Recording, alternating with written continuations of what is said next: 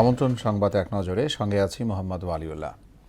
শিল্প সাহিত্য গবেষণা সহ সব শাখায় দেশকে এগিয়ে নিতে কাজ করছে সরকার, এমন মন্তব্য করেছেন প্রধানমন্ত্রী তারেক রহমান। বাংলা ভাষা ও সাহিত্যে বাংলাদেশ একসময় বিশ্বে আলো ছড়াবে বলেও প্রত্যাশা জানান তিনি।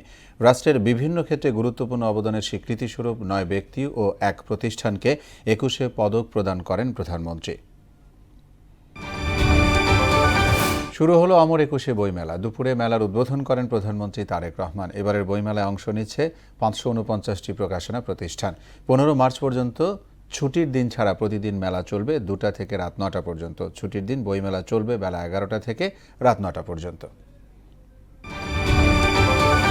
প্রধানমন্ত্রী তারেক রহমানের সভাপতিত্বে নতুন মন্ত্রিসভার বৈঠক অনুষ্ঠিত হয়েছে। দায়িত্ব গ্রহণের পর এটিই ছিল তার কার্যালয়ে প্রথম আনুষ্ঠানিক মন্ত্রিসভা বৈঠক।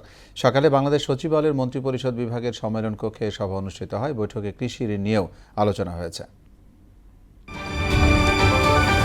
কথা নয়, কাজের মধ্য দিয়ে নিজের দক্ষতা ও যোগ্যতা প্রমাণ করতে চান বাংলাদেশ ব্যাংকের নতুন গভর্নর মুস্তাকুর রহমান। বৃহস্পতিবার বেলা 11টার দিকে বাংলাদেশ ব্যাংকে প্রবেশ করেন তিনি। নতুন গভর্নরকে এ সময় অভ্যর্থনা জানান ডেপুটি গভর্নর ও কর্মকর্তারা। বুধবার বিকেলে তাকে 4 বছরের জন্য কেন্দ্রীয় ব্যাংকের গভর্নর হিসেবে নিয়োগ দিয়েছে সরকার। মুক্তিযুদ্ধকালীন বাগেরহাটে মানবতা বিরোধী অপরাধ মামলায় আমৃত্যু কারাদণ্ড থেকে আপিল বিভাগে খালাস পেলেন খান আকরাম হোসেন। সকালে প্রধান বিচারপতি জুবায়ের রহমান চৌধুরীর নেতৃত্বাধীন বেঞ্চ এ আদেশ দেন।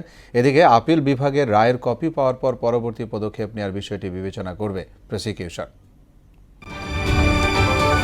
ইরান ও যুক্তরাষ্ট্র তেহরানের পারমাণবিক কর্মসূচি নিয়ে 3য় দফা পরোক্ষ আলোচনায় বসতে যাচ্ছে সুইজারল্যান্ডের জেনেভায়। সাম্প্রতিক সময়ে উত্তেজনা বৃদ্ধির মধ্যেও দুই পক্ষ কূটনৈতিক সমাধানকেই অগ্রাধিকার দিচ্ছে বলে জানিয়েছে সংশ্লিষ্টরা। এ ছিল সংবাদ এক নজরে। সবশেষ খবর সবার আগে জানতে মোহনার সাথেই থাকুন।